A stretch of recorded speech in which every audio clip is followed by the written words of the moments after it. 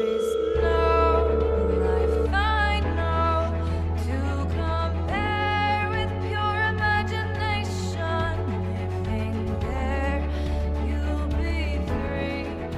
if you choose. នៅក្នុងថ្ងៃមួយមានបុរសម្នាក់ដើរលេងតាមសួនសាធារណៈសោកស្រាប់តែគេបានជួបជាមួយនឹងវ៉ាលីមួយដែលត្រូវបានគេទុកចោលក្បែរធុងសំរាមនៅពេលដែលគេចង់ដឹងថានៅក្នុងវ៉ាលីហ្នឹងវាមានអីគេក៏បានទៅបើកមើលធ្វើឲ្យគេបានជួបជាមួយនឹងសាកសពរបស់មនុស្សស្រីម្នាក់នៅក្នុងវ៉ាលីនោះបន្ទាប់មកទៀតគេក៏បានខលទៅប្តឹងប៉ូលីសឲ្យក្រុមប៉ូលីសមកពិនិត្យមើលថាសាកសពហ្នឹងគឺជារបស់អ្នកគេហើយចុងក្រោយរឿងក្តីមួយនេះនឹងទៅជាយ៉ាងណាតើមានរឿងអីកើតឡើងទៅលើមនុស្សស្រីដែលនៅក្នុងវ៉ាលីហ្នឹងសម្រាប់ថ្ងៃនេះខ្ញុំនឹងលើកយកបញ្ជាឲ្យពុកម៉ែបងប្អូនទាំងអស់គ្នាបានស្ដាប់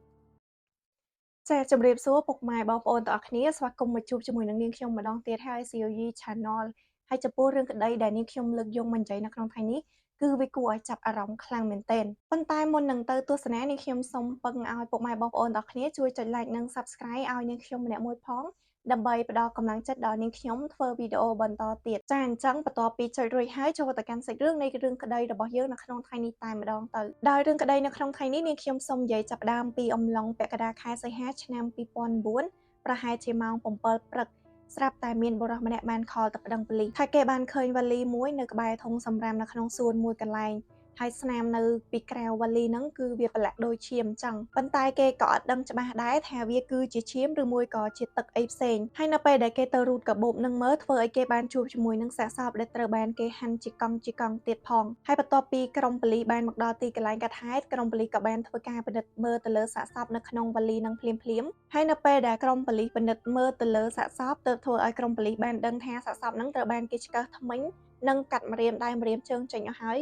គឺឃាតករគេយកទៅបោះចោលអស់ហើយនិយាយទៅគឺអត់ចង់ឲ្យក្រុមប៉ូលីសពិនិត្យអត្តសញ្ញាណសាកសពនឹងដឹងទេហើយចំពោះផ្ទៃមុខរបស់សាកសពក៏គេបានបំផ្លាញចោលដូចគ្នាចុងក្រោយក្រុមប៉ូលីសក៏មានការយកសាកសពនឹងទៅធ្វើកសោបវិច័យពិនិត្យមើលរោគពីមូលហេតុនៃការស្លាប់ពិតប្រាកដហើយចុងក្រោយធ្វើឲ្យក្រុមប៉ូលីសដឹងថាមូលហេតុនៃការស្លាប់របស់ជនរងគ្រោះនឹងវាមិនមែនបណ្ដាលមកពីគេចាក់ឬគេវាយទេប៉ុន្តែដោយសារតែឃាតករធ្វើការរឹតករបស់គេហើយចំពោះស្នាមរបួសដែលនៅលើរាងកាយរបស់នាងហ្នឹងគឺវាបានកាត់ឡើងបន្ទាប់ពីនាងបានបាត់បង់ជីវិតហើយប៉ុន្តែនៅពេលដែលក្រុមប៉ូលីសពិនិត្យទៅពិនិត្យមកទើបធ្វើឲ្យក្រុមប៉ូលីសរកឃើញស្នាមជាំដែលនៅលើរាងកាយរបស់នាងអញ្ចឹងធ្វើឲ្យប៉ូលីសគិតថាឬមួយក៏ជនរងគ្រោះត្រូវបានឃាតករធ្វើការវាយដំទៅលើនាងមុននឹងបានយកស្អីមករឹតកនាងរហូតដល់នាងបាត់បង់ជីវិតមុនដំបូងរឿងដែលពិបាកនៅក្នុងករណីមួយនេះនោះគឺក្រុមប៉ូលីសរក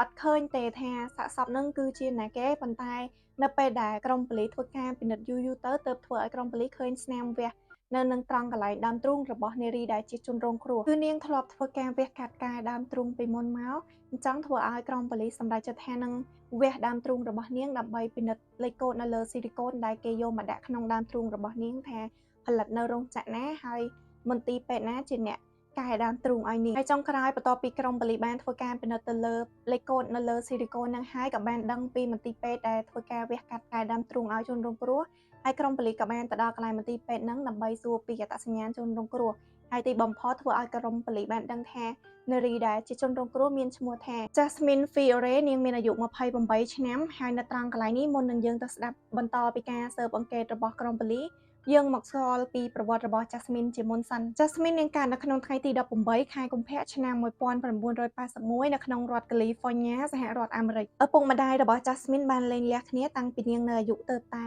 11ឆ្នាំទេកាលពីក្មេងៗ Jasmine ជាក្មេងស្រីដែលចូលចិត្តលេងកីឡាដោយទៅនឹងក្មេងប្រុសៗអញ្ចឹង Jasmine គឺជាក្មេងស្រីដែលមានមុខមាត់ស្អាតរាងស្អាតនិយាយទៅគឺស្អាតតាំងពីនាងនៅក្មេងៗមកម្លេះហើយចំពោះក្តីស្រមៃរបស់ Jasmine គឺនាងចង់ក្លាយទៅជាអ្នកសិល្បៈម្នាក់ដែលនាងបានចាប់ផ្ដើមក្តីស្រមៃរបស់នាងនៅក្នុងការចូលទៅធ្វើជាតារា model ជាមុនសិននាងចាប់ផ្ដើមធ្វើជាតារា model ដែលថតបង្ហាញឈុតងូតទឹកនាងថែមទាំងត្រូវបានគេអញ្ជើញទៅថតនៅក្នុងកម្មវិធីផ្សេងៗទៀតផងហើយមិនត្រឹមតែប៉ុណ្្នឹងនោះទេ Jasmine ធ្លាប់ធ្វើការកាស៊ីណូផងដែរគឺនៅក្នុងអំឡុងពេលហ្នឹងខ្សែជីវិតរបស់ Jasmine វាបានដំណើរការទៅបានយ៉ាងល្អឈ្មោះរបស់គេក៏ល្បីល្បាញដូចគ្នាបន្ទាប់ពីគេមានឈ្មោះល្បីល្បាញហើយនាងក៏ចាប់ផ្ដើមមានទំនាក់ទំនងជាមួយនឹងមនុស្សដែលមានគេឈ្មោះល្បីល្បាញដូចនាងដែរជាពិសេសគឺក្រុមមនុស្សហៃសូតែម្ដង Jasmine ចូលចិត្តចូលរួមកម្មវិធី party ខ្លាំងមែនទែន Jasmine នឹងមានទំនាក់ទំនងជាមួយនឹងបុរសដែលជាអ្នកហៃសូច្រើនខ្លាំងប៉ុន្តែមានបុរសម្នាក់ដែលនាងតាក់ទងបានយូរជាងគេទោះបីជានាងបែកក៏បែកត្រូវដែរហើយបុរសម្នាក់ហ្នឹងក៏មិនដាច់ស្រេចជាមួយនាងដូចគ្នា ได้បរិះម្នាក់នឹងមានឈ្មោះថា Robert ហើយទាំង Robert ជាមួយនឹង Jasmine គឺពួកគេស្រឡាញ់គ្នាខ្លាំងគ្រាន់តែពួកគេអត់សូវយល់ពីគ្នាអញ្ចឹងធ្វើឲ្យពួកគេឆ្លោះប្រកែកគ្នាច្រើនរហូតមកដល់ក្នុងឆ្នាំ2004-2005 Jasmine ជាមួយនឹង Robert ពួកគេទាំងពីរនាក់ក៏បានសម្រេចចិត្តថានឹងបែកផ្លូវគ្នាជារៀងរហូតហើយក៏អត់ដឹងថាពីមូលហេតុអីដូចគ្នាហើយអត់យូរប៉ុន្មានទេនៅក្នុងឆ្នាំ2005នឹងឯង Jasmine ក៏បានទៅជួបជាមួយនឹងបុរសម្នាក់ទៀតដែលគេមានឈ្មោះថា Travis ហើយតាក់ទងគ្នាអត់បានយូរប៉ុន្មានទេពួកគេសម្រេចចិត្តថានឹងភ្ជាប់ពាក្យជាមួយគ្នាប៉ុន្តែបន្ទាប់ពីភ្ជាប់ពាក្យគ្នាហើយនឹងរស់នៅជាមួយគ្នាបាននៅក្នុងរយៈពេល6ខែពួកគេមានអារម្មណ៍ថាអត់សូវចុះសម្រុងជាមួយគ្នាទេអញ្ចឹងពួកគេក៏បានសម្រេចចិត្តថានឹងផ្ដាច់ពាក្យពីគូដណ្ដឹង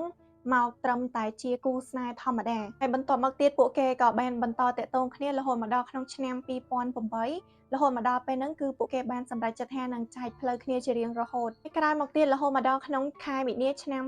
2009 Jasmine ក៏បានទៅចាប់ផ្ដើមសាងស្នេហាជាមួយនឹងបុរសម្នាក់ទៀត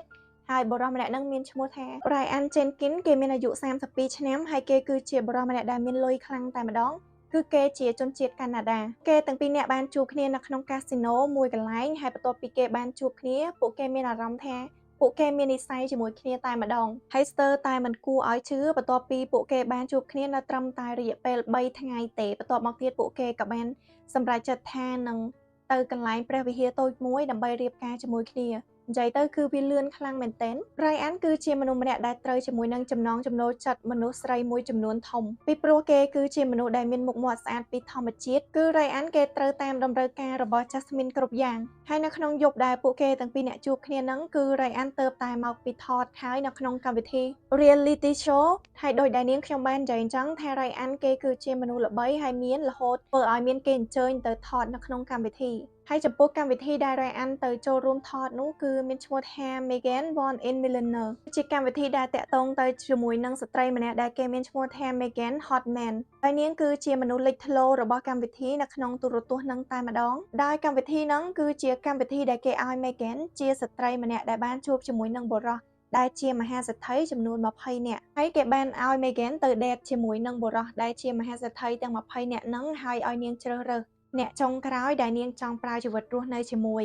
ហើយក្រៅពីនឹងទៅទៀតសេដ្ឋីទាំង20នាក់ហ្នឹងគឺត្រូវប្រកួតប្រជែងគ្នាទៀតផងហើយចំពោះ Ryan គឺជាមនុស្សម្នាក់នៅក្នុងចំណោមសេដ្ឋីទាំង20នាក់ហ្នឹងដែរដែលបានចូលរួមប្រកួតប្រជែងនៅក្នុងកម្មវិធីហ្នឹងនៅក្នុងអំឡុងពេលហ្នឹងផងដែរគឺ Ryan គេបានចែកជាមួយនឹង Megan ថាគេចង់រស់នៅជាមួយនាងគេអាចចាក់ចេញពីប្រទេសកាណាដាមករស់នៅជាមួយនឹង Megan នៅក្នុងសហរដ្ឋអាមេរិកបានទៀតផងហើយចុងក្រោយ Ryan ក៏ត្រូវជាប់ចំណាត់ថ្នាក់ចុងក្រោយគឺនៅសល់សេដ្ឋី3នាក់ហើយ Ryan គឺជាម្នាក់នៅក្នុងចំណោមទាំង3នាក់ហ្នឹងប៉ុន្តែចុងក្រោយ Megan អត់បានរើសយក Ryan ទេហើយវាក៏បានផ្ដល់ផលឲ្យ Ryan ទំនេររហូតមកបានជួបជាមួយនឹង Jasmine នឹងឯងបន្ទាប់មកទៀតជីវិតក្រោយរៀបអាពាហ៍ពិពាហ៍របស់ពួកគេទាំងពីរនាក់គឺទៅបានរលូនខ្លាំងមែនទែនដោយសារតែ Ryan ជាអ្នកមានហើយគេចូលចិត្តអញ្ជើញអ្នកដែលមានចំនួនធំសេដ្ឋីមកធ្វើ party ជាមួយនឹង Jasmine ហើយនឹងគេនឹងឯងJasmine គឺចូលចិត្តខ្លាំងមែនទែននាងក៏បានបបួលមិត្តភ័ក្តិរបស់នាងមកចូលរួមកម្មវិធីនឹងដូចគ្នាជាញឹកញាប់ខ្លាំងមែនទែនដែល Ryan តែងតែថតរូបរបស់ Jasmine យកទៅផុសហើយតាមការពិតទៅនៅពីក្រោយការរៀបការរបស់ពួកគេទាំងពីរនាក់គឺសុទ្ធតែមានអាចកំបាំងលាក់ទុកនៅក្នុងចិត្តរៀងៗខ្លួនគឺ Ryan គេចង់រៀបការជាមួយនឹង Jasmine ដោយសារតែគេចង់ឲ្យ Jasmine ធានាខ្លួនគេមករស់នៅក្នុងសហរដ្ឋអាមេរិកចំណែកឯ Jasmine គេព្រមរៀបការជាមួយនឹង Ryan ដោយសារតែនាងតែងតែស្រមៃមករហូតថានាងចង់បានស្វាមីជាអ្នកមានជាសេដ្ឋីហើយ Ryan គេបានសន្យាថាគេនឹងផ្ដល់លុយទៅឲ្យ Jasmine ចាយជារៀងរាល់ខែហើយបន្ទាប់ពីពួកគេទាំងពីរនាក់បានរៀបការជាមួយគ្នារួចគឺពួកគេទាំងពីរនាក់មានខ្លួនជាប់គ្នាខ្លាំងមែនទែនទៅណាមកណាជាមួយគ្នាហើយ Ryan គេក៏មានការប្រច័ណ្ឌហួងហែងទៅលើ Jasmine ខ្លាំងដូចគ្នាពីព្រោះថាដោយដែលនាងខ្ញុំបាននិយាយអញ្ចឹងថាការងាររបស់ Jasmine គឺសិចស៊ីខ្លាំងមែនទែនដោយសារតែនាងគឺជាតារា model ឈុតហែលទឹកហើយ Ryan គឺគេអត់ចង់ឲ្យបរិសុទ្ធផ្សេងមកសរសើរឬមួយក៏មកមើលភរិយារបស់ខ្លួនទេ Jasmine គេនៅមានអត្តចរិតអត់ល្អមួយទៀតនោះគឺគ្រប់ពេលដែលគេបានបែកគ្នាពីគូស្នេហ៍ចាស់របស់នាងគឺនាងអត់បានផ្ដាច់ទំនាក់ទំនងតែម្ដងទេគឺនាងនៅតែតាក់ទងគ្នាទោះបីជាវាអត់ស៊ីជម្រៅដូចមុនក៏ដោយនិយាយទៅគឺ Ryan អត់ចូលចិត្តទៅលើអត្តចរិតរបស់ Jasmine បែបហ្នឹងឯងហើយបើងាកទៅមើល Jasmine វិញគឺនាងចូលចិត្តដើរហើរអត់ចូលចិត្តឲ្យណាគេមកបញ្ជាលើជីវិតរបស់នាងទេគឺនាងចង់មានសេរីភាពហើយចូលចិត្តចូលរួមនៅក្នុងកម្មវិធីជប់លៀងផ្សេងៗហើយនៅពេលដែលឃើញថា Ryan មានការប្រច័ណ្ឌហួងហែងនិងបិទសិទ្ធនាងអញ្ចឹងវាមានរឿងតែម្យ៉ាងគត់ដែល Jasmine ធ្វើបាននោះគឺជាការកុហក គ្រប់ពេលដែល Jasmine ចេញទៅកម្មវិធីជប់លៀងណាមួយបើសិនជាមានមនុស្សប្រុសនៅហ្នឹងគឺ Jasmine តែងតែកុហកថាអត់មានទេហើយបើសិនជានាងប្រាប់ត្រង់ច្បាស់ណាស់ Ryan អត់ឲ្យ Jasmine ចេញទៅទេប៉ុន្តែក៏លាក់អត់ចិត្តទេពីព្រោះថា Ryan គេចាប់បានច្រើនដងហើយចុងក្រោយពួកគេក៏មានការឈ្លោះប្រកែកគ្នាហើយ Jasmine ក៏សុំរើទៅរស់នៅទីកន្លែងផ្សេងតែ Ryan គេអត់ព្រមទេគេក៏បានតាមទៅរស់នៅក្នុង apartment ថ្មីជាមួយនឹង Jasmine ដែរហើយវាធ្លាប់មានម្ដងដែរដែល Ryan គេគិតចង់ឈ្នះ Jasmine ហើយគេបានចង់ឈ្នះ Jasmine ដែលគេបានប្រើប្រាស់វិធីថានឹងនាំមនុស្សស្រីម្នាក់នៅជាមួយគេមកមានអីជាមួយគេនៅក្នុងបន្ទប់របស់ Jasmine ហើយវាគឺជាក្រេរបស់ពួកគេទាំងពីរនាក់នឹងឯងគេតាំងចិត្តឲ្យ Jasmine បើកទ្វារមកឃើញហើយរឿងហ្នឹងវាក៏ទៅតាមការគិតរបស់គេពិតមែននៅពេលដែល Jasmine បានឃើញអញ្ចឹងគឺធ្វើឲ្យនាងខឹងខ្លាំងមែនទែននាងក៏បាននិយាយសុំលេងលះជាមួយនឹង Ryan ប៉ុន្តែ Ryan អត់ចង់បាត់បង់ Jasmine ទេគេក៏បានសុំអង្វរនាងម្ដងហើយម្ដងទៀតប៉ុន្តែ Jasmine នៅតែអត់ព្រមបើកចិត្តទទួលយកវិញទេក្នុងអំឡុងពេលហ្នឹងផងដែរ Ryan គេគិតថាគេចង់មានមនុស្សពិភាក្សាជាមួយនិងចែករំលែករឿងរ៉ាវនៅក្នុងចិត្តរបស់គេក៏បានតាក់ទងទៅមនុស្សស្រីម្នាក់ហើយមនុស្សស្រីម្នាក់ហ្នឹងគឺជា Megan នឹងឯងRyan គេបានខលទៅរក Megan ថាសុំជួបនាងដើម្បីពិភាក្សាគ្នានៅក្នុងអំឡុងពេលហ្នឹងផងដែរ Megan គេបាននិយាយទៅ Ryan ថាដូចជាមនុស្សម្នាក់ដែលអត់មានជីវិតជីវ៉ាអញ្ចឹងលក្ខណៈថាស្គមស្គាំងជាងការពីនាងជួបគេនៅក្នុងកម្មវិធីនាងស្ទើរតែមិនជឿថាបរិសម្នាក់នឹងមែនដែលនាងប៊ីសនឹងរើសនឹងលងស្រឡាញ់នៅក្នុងកម្មវិធីហ្នឹងបន្ទាប់មកទៀត Ryan ក៏បាននិយាយពីរឿងរ៉ាវជីវិតរបស់គេឲ្យ Megan ស្ដាប់បូករួមជាមួយនឹងមិត្តភ័ក្តិរបស់ Ryanពេលហ្នឹងផងដែរ Ryan គេក៏បាននឹកឃើញថាវាមានរបស់ម្យ៉ាងដែលអាចរារាំងឲ្យ Jasmine នៅជាមួយគេបាននោះគឺជាលុយពីព្រោះថា Jasmine នាងត្រូវការលុយដោយ Ryan គេរៀបចំគម្រោងថាគេនឹងទៅថតនៅក្នុងកម្មវិធីមួយទៀតហើយកម្មវិធីហ្នឹងមានឈ្មោះថា I Love Money នៅពេលដែលគេក្លាយទៅជាអ្នកឈ្នះហើយចំពោះអ្នកឈ្នះនៅក្នុងកម្មវិធី I Love Money ហ្នឹងគឺទទួលបានលុយរហូតដល់$250,000ឯណោះហើយគេនឹងយកលុយហ្នឹងមកលួងលោម Jasmine ដើម្បីឲ្យនាងរស់នៅជាមួយនឹងខ្លួនគេវិញមកដល់ត្រង់កន្លែងនេះពុកម៉ែបងប្អូនទាំងអស់គ្នាប្រកាសជាឆ្ងល់ហើយថាហេតុអីបានជាតាំងពីដំបូងគឺនាងខ្ញុំបាននិយាយថា Ryan គឺជាសេដ្ឋីដែលមកពីប្រទេសកាណាដាហើយគេក៏ធ្លាប់និយាយដូចគ្នាថាគេនឹងផ្ដល់លុយទៅឲ្យ Jasmine ចាយជារៀងរាល់ខែតាមការពិតទៅគឺអត់ទេគេតែងតែមានលេសនេះលេសនោះរហូតធ្វើឲ្យ Jasmine នាងមានអារម្មណ៍ថាដូចជាអត់សូវមានទំនុកចិត្តទៅលើ Ryan ថាគេគឺជាសេដ្ឋីពិតប្រាកដនោះទេពេលវេលាវាក៏បានកន្លងផុតទៅចូលទៅដល់ក្នុងរដូវក្តៅនៅក្នុងឆ្នាំ2009ក៏មានការថតកម្មវិធី I Love Money នៅក្នុងប្រទេសមិចស៊ីកូហើយបន្ទាប់ពីមានការប្រកួតប្រជែងចុងក្រោយ Ryan គេក៏បានឈ្នះនៅក្នុងកម្មវិធីនឹងពិតមែនហើយគេក៏បានទទួលលុយនឹងត្រឡប់មកវិញដូចគ្នាគឺទឹកលុយនៅក្នុងចំនួន$250,000 Ryan ក៏បានយកលុយទាំងអស់ហ្នឹងមកលួងលោម Jasmine ធ្វើឲ្យពួកគេបានត្រូវរើគ្នាវិញRyan ក៏ចាប់ផ្ដើមបន្តថតវីដេអូរបស់ Jasmine រាំផុសនៅក្នុងបណ្ដាញសង្គមរបស់គេទៀតហើយគេបានសរសេរថាខ្ញុំពេញចិត្តនឹងជីវិតរបស់ខ្ញុំស្រឡាញ់ភរិយាខ្ញុំនៅក្នុងអំឡុងពេលហ្នឹងជីវិតគូរបស់ពួកគេទាំងពីរនាក់គឺលេចឡើងខ្ពស់ត្រដែតតែម្ដងក៏មានហៃសូជាច្រើនដែលអញ្ជើញពួកគេទាំងពីរនាក់ហ្នឹងទៅចូលរួមកម្មវិធីជប់លៀងពេលវេលាវាក៏បានឈានមកដល់រហូតដល់ថ្ងៃទី13ខែសីហាឆ្នាំ2009ដដែលហ្នឹងគឺពួកគេទាំងពីរនាក់បានធ្វើដំណើរទៅលំហែកាយនៅក្នុងទីក្រុងសាទីអ៊ីកូហើយបន្ទាប់ពីពួកគេបានទៅចូលរួមកម្មវិធីយប់នឹងហើយគឺពួកគេបានបន្តដំណើរទៅក្លឹបទៀតប៉ុន្តែចុងក្រោយរហូតមកដល់ក្នុងថ្ងៃទី15ខែសីហាឆ្នាំ2009វាក៏មានហេតុការណ៍ម្យ៉ាងបានកាត់ឡើងដោយសារតែ Ryan គេបានផ្ញើសារទៅរកមិត្តភ័ក្តិរបស់ Jasmine ថាមានឃើញ Jasmine ទៅអត់ហើយឥឡូវហ្នឹង Jasmine គេនៅណាបន្ទាប់មកទៀត Ryan បាននិយាយថានៅក្នុងថ្ងៃដែលពួកគេទៅកម្មវិធីជប់លៀងហ្នឹងបន្ទាប់ពីពួកគេបានត្រឡប់មកដល់ផ្ទះវិញ Jasmine ក៏បានប្រាប់ឲ្យគេចុះពីលើឡានហើយនាងក៏បានបើកឡានចេញទៅរួចនាងប្រាប់ថានាងនឹងទៅធ្វើធុរៈបន្តិចទៀតនាងនឹងត្រឡប់មកវិញប៉ុន្តែចុងក្រោយនាងអត់បានត្រឡប់មកវិញទេហើយចំពោះការសន្និដ្ឋានរបស់ Ryan គឺគេបាននិយាយថា Jasmine ទៅចោលគេហើយប៉ុន្តែចំពោះគេវិញដែលគេតាក់ទងទៅរកមិត្តភ័ក្តិរបស់ Jasmine នេះគេគ្រាន់តែចង់ដឹងទេថានាងសុខសប្បាយធម្មតាអត់ហើយគេក៏ព្រមលះបង់នាងតាមសម្រួលទោះបីជាគេខូចចិត្តខ្លាំងក៏ដោយក៏គេព្រមឲ្យនាងទៅដែរប៉ុន្តែមើលទៅមិត្តភ័ក្តិរបស់ Jasmine ពួកនាងបាននិយាយថា Jasmine អត់មានបានតាក់ទងមករកពួកនាងទេហើយមើលទៅពួកគេក៏ដូចជាតាក់ទងទៅរក Jasmine អត់បានដូចគ្នាហើយនៅពេលដែលបានឮអញ្ចឹងនៅក្នុងអំឡុងពេលហ្នឹងផងដែរ Ryan គេតាក់ទងទៅរក Jasmine អត់បានទៀតអញ្ចឹងគេក៏បានទៅប្តឹងប៉ូលីសពីការបាត់ខ្លួនរបស់ Jasmine ហើយពី3ថ្ងៃកន្លងផុតទៅវាគឺជារឿងរ៉ាវដែលនាងខ្ញុំនិយាយឲ្យពុកម៉ែបងប្អូនស្ដាប់តាំងពីក្បាលវីដេអូមកម្លេះថាមានបុរសម្នាក់ បានតដើរលេងក្នុងសួនហើយគេបានជួបជាមួយនឹងវ៉ាលីនៅក្បែរធុងសំរាមហើយនៅក្នុងវ៉ាលីហ្នឹងវាគឺជាសាកសពរបស់ Jasmine នឹងឯង Jasmine បានបាត់បង់ជីវិតនៅក្នុងអាយុ28ឆ្នាំហើយឥឡូវយើងងាកមកស្ដាប់ការស៊ើបអង្កេតរបស់ក្រុមប៉ូលីសវិញម្ដងថាវាមានរឿងអីខ្លះកើតឡើងទៅលើ Jasmine ហើយគ្រប់ពេលនៅពេលដែលមានអំពើឃាតកម្មកើតឡើងទៅលើមនុស្សស្រីមនុស្សដំបូងគេបង្អស់ដែលក្រុមប៉ូលីសដាក់ការសង្ស័យទៅលើគឺជាស្វាមីឬមួយក៏គូស្នេហ៍របស់នាងនឹងឯងធ្វើឲ្យមនុស្សដំបូងដែលក្រុមប៉ូលីសសម្រេចចិត្តតាក់ទងទៅគឺជាស្វាមីរបស់ Jasmine នឹងឯងហើយគឺជា Ryan នឹងឯងតែមុនដំបូងនៅពេលដែលក្រុមប៉ូលីស call ទៅ Ryan គឺ Ryan គេអត់បានទទួលទូរស័ព្ទរបស់ក្រុមប៉ូលីសទេប៉ូលីសក៏បានឆ្ងល់ថា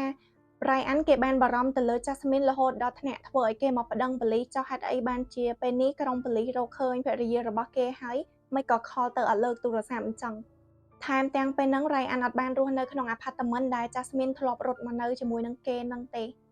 ប៉ុន្តែចុងក្រោយក្រុមប៉ូលីសក៏បាន call និងតាក់ទងទៅរក Ryan បានហើយភ្លាមនោះគឺក្រុមប៉ូលីសអត់ទាន់ប្រាប់ Ryan ទេថាគេបានជួបជាមួយនឹងសាកសពរបស់ Jasmine គឺក្រុមប៉ូលីសបានបន្តសាកសួរព័ត៌មាន Jasmine បន្ថែមជាមុនសិនប៉ុន្តែពេលហ្នឹងផងដែរមើលទៅ Ryan គេអត់បានចាប់អារម្មណ៍ទៅលើរឿងរ៉ាវរបស់ Jasmine ទៀតទេគេថែមទាំងបានប្រាប់ទៅក្រុមប៉ូលីសទៀតថាគេកំពុងតែចង់ត្រឡប់ទៅប្រទេសកាណាដាវិញពីព្រោះថាពេលនេះវីសារបស់គេជិតផុតកំណត់ហើយ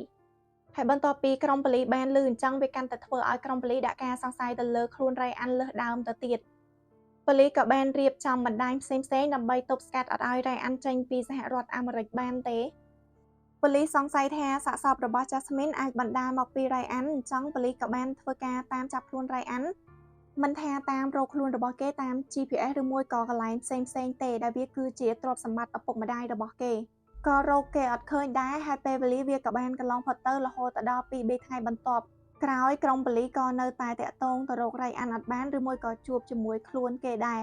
ប៉ុន្តែនៅក្នុងអំឡុងពេលហ្នឹងផងដែរនៅក្នុងអំឡុងពេលដែលក្រុមប៉ូលីសតាមរកខ្លួន Ryan ហ្នឹងគឺក្រុមប៉ូលីសបានទៅជួបជាមួយនឹងឡានរបស់ Jasmine គេបានចតទុកចោលហើយវានៅមិនឆ្ងាយពី apartment របស់គេប្រហែលទេហើយនៅពេលដែលក្រុមប៉ូលីសធ្វើការពិនិត្យមើលនៅក្នុងឡានរបស់ Jasmine ហ្នឹងធ្វើឲ្យក្រុមប៉ូលីសបានជួបជាមួយនឹងភស្តុតាងដ៏ច្រើនសន្ធឹកសន្ធាប់ដែលវាតភ្ជាប់ទៅជាមួយនឹងឃាតករ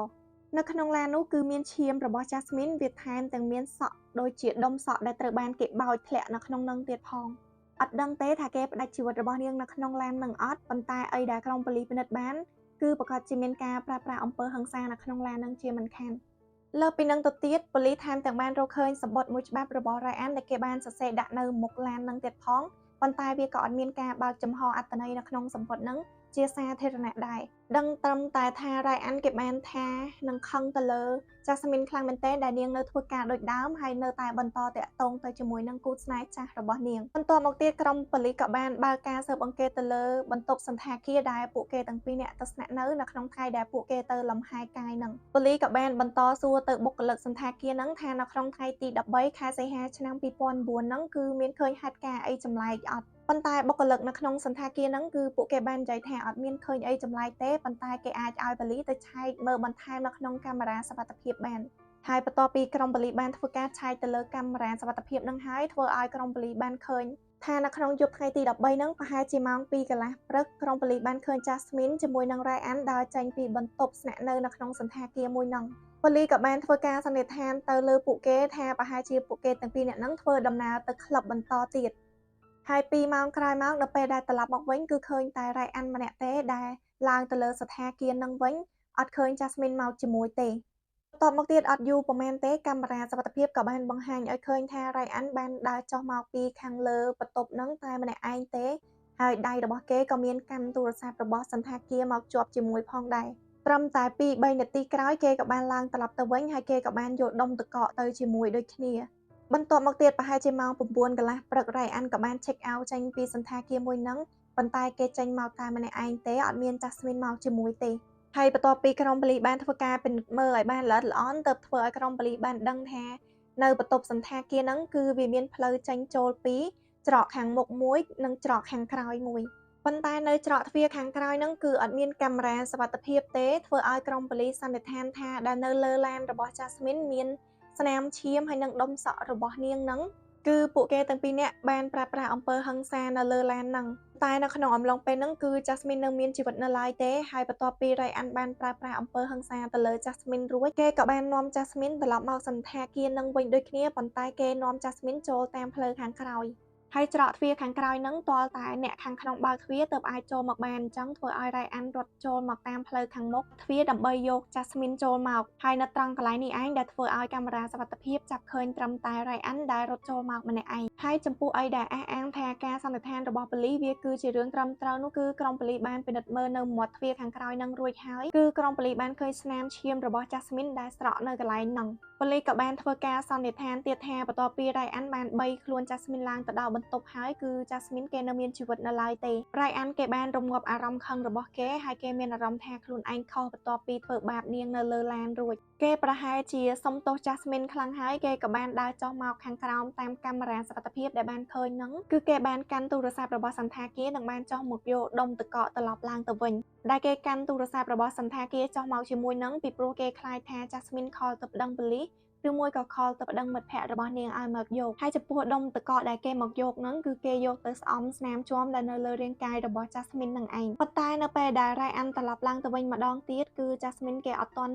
បាត់ខឹងទេហើយ Ryan គេខ្លាចថា Jasmine នឹងយករឿងទាំងអស់ហ្នឹងទៅប្តឹងប៉ូលីសហើយបើសិនជា Jasmine គេប្តឹងប៉ូលីសពិតមែនវាអាចក្លាយទៅជារឿងធំអញ្ចឹង Ryan ក៏បានសម្រេចចិត្តថាមុននឹងគេ check out ចេញនៅម៉ោង 9 កន្លះព្រឹកហ្នឹងគឺគេបានធ្វើការផ្តាច់ជីវិតទៅលើ Jasmine តែម្ដងគឺគេបានរឹតករបស់នាងបន្ទាប់មកទៀតក៏បានហាន់សាកសពរបស់នាងញាត់ចូលទៅក្នុងវ៉ាលីហើយក្រុមប៉ូលីសជឿថា Ryan គេបានអូសវ៉ាលីនឹងទៅតាមផ្លូវក្រោយពីព្រោះថានៅតាមផ្លូវមុខនៅក្នុងកាមេរ៉ាសុវត្ថិភាពហ្នឹងគឺអត់ឃើញ Ryan កាន់វ៉ាលីមកជាមួយទេហើយចុងក្រោយ Ryan សម្រេចចិត្តថានឹងយកវ៉ាលីហ្នឹងទៅបោះចោលនៅក្នុងធុងសម្រាមនៅក្នុងក្រុងហ្នឹងតែម្ដងហើយទាំងអស់នេះឯងវាគឺជាការសន្និដ្ឋានរបស់ក្រុមប៉ូលីសទៅតាមលំដាប់លំដោយហេតុការណ៍ដែលបានកើតឡើងនៅក្នុងថ្ងៃនោះហើយមកដល់ពេលនេះវាបានកន្លងផុតទៅនៅក្នុងរយៈពេល 5 ថ្ងៃហើយក្រុមប៉ូលីសនៅតែអត់ទាន់រកឃើញខ្លួនរបស់ Ryan ទៀតរហូតមកដល់ក្នុងថ្ងៃទី 20 ខែសីហាឆ្នាំ 2009 ដដែលហ្នឹងគឺក្រុមប៉ូលីសបានប្រកាសចេញតាមចាប់ខ្លួន Ryan ថាគេគឺជាឃាតករជាផ្លូវការតែម្ដងបន្ទាប់មកទៀតពេលវេលាវាក៏បានកន្លងផុតទៅរហូតមកដល់ក្នុងថ្ងៃទី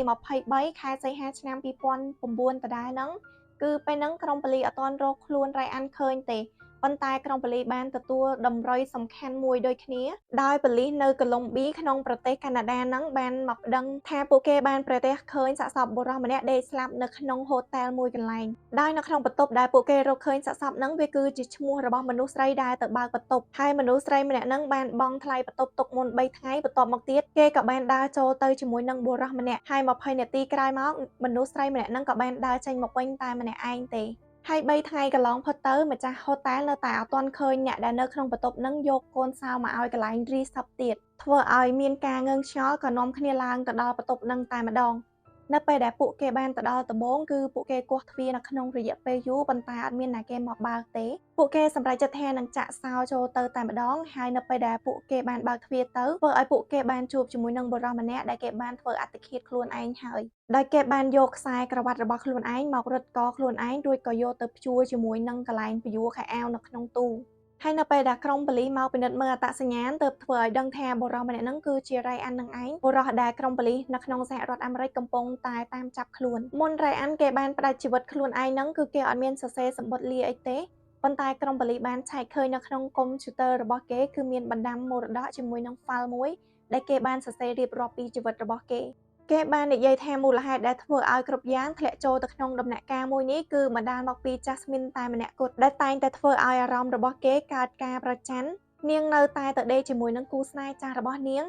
បានទៅថាបជាមួយនឹងប្រុសផ្សេងនៅក្នុងកម្មវិធីជប់លៀងធ្វើឲ្យខ្លួនគេផ្ទាល់ទទួលយកអត់បានទេហើយរឿងគ្រប់យ៉ាងដែលបានកាត់ឡើងនេះគឺដោយសារតែ Jasmine ម្នាក់គត់ប៉ុន្តែ Ryan គេអត់បាននិយាយទៅដល់វិធីសាស្ត្រនៅក្នុងការផ្តាច់ជីវិតទៅលើ Jasmine ឬមួយក៏វិធីសាស្ត្រនៅក្នុងការភ្លះសាកសពរបស់ Jasmine អីទេគឺគេនិយាយតែពីជីវិតរបស់គេតែមួយមុខគត់បន្ទាប់មកទៀតគឺក្រុមប៉ូលីសបានឆែកឆេរឃើញទូរស័ព្ទរបស់ Jasmine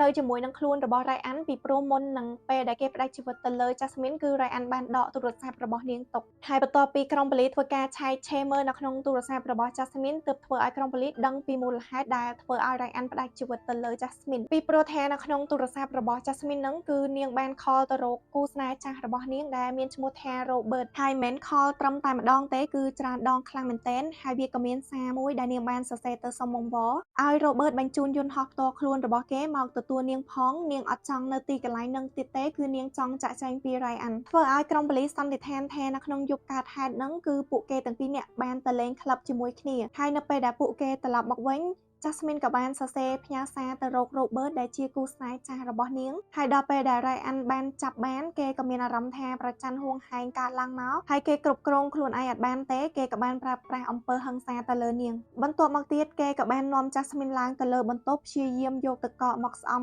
ស្នាមជាំឲ្យប៉ុន្តែ Jasmine អត់ព្រមបាត់ខឹងទេ Ryan ខ្លាចថា Jasmine នឹងយករឿងទាំងអស់ហ្នឹងទៅប្តឹងប៉ូលីសអញ្ចឹងគេគិតថាបើប្រឡែងឲ្យ Jasmine នៅទៀតវាក៏អត់មានប្រយោជន៍អីដែរគេក៏បានផ្ដាច់ជីវិតទៅលើនាងតែម្ដងទៅហើយចំពោះមូលហេតុនៃការផ្ដាច់ជីវិតទៅលើ Jasmine បែបណានោះគឺយើងអត់អាចដឹងបានទេពីព្រោះថាពេលនេះឃាតករបានធ្វើអត្តឃាតខ្លួនឯងបាត់ទៅហើយវានៅមានរឿងមួយទៀតតាមការពិតទៅ Ryan មិនមែនជាសេដ្ឋីទេអញ្ចឹងពុកម៉ែបងប្អូនទាំងគ្នាប្រកាសជាឆ្ងល់ហើយថាគេមិនមែនជាសេដ្ឋីពិតប្រាកដហេតុអីបានជាគេមានឱកាសទៅចូលរួមកម្មវិធីផ្សេងៗឬមួយក៏ដើរហៃសូបានអញ្ចឹងពីព្រោះថា Ryan គេមានឪពុកម្ដាយដែលជាសេដ្ឋីប៉ុន្តែចំពោះខ្លួនគេវិញគឺអត់មានលុយទេហើយមិនត្រឹមតែអត់លុយទេសូម្បីតែការងារច្បាស់លាស់មួយក៏ Ryan អត់មានដែរដោយសារតែអញ្ចឹងឯងទៅធ្វើឲ្យ Ryan ខ្លាចថា Jasmine នឹងបោះបង់ខ្លួនគេរត់ទៅរកគូស្នេហ៍ចាស់របស់នាងដែលមានជាងខ្លួនចាហើយសរុបមកវិញរឿងក្តីរបស់យើងនៅក្នុងថ្ងៃនេះគឺមានតែប៉ុណ្្នឹងទេអរគុណពុកម៉ែបងប្អូនទាំងអស់គ្នាដែលបានចំណាយពេលវេលាទស្សនាតាំងពីដើមដល់ចប់ហើយបើសិនជាការរៀបរាប់រឿងក្តីរបស់នាងខ្ញុំមានការលើសលួសឬមួយក៏ខ្វះខាតត្រង់ចំណុចណានាងខ្ញុំសូមអធិស្ឋានពុកម៉ែបងប្អូនទាំងអស់គ្នាផងហើយជាចុងក្រោយនាងខ្ញុំសូមជម្រាបលានិងជួបគ្នាម្ដងទៀតនៅវីដេអូ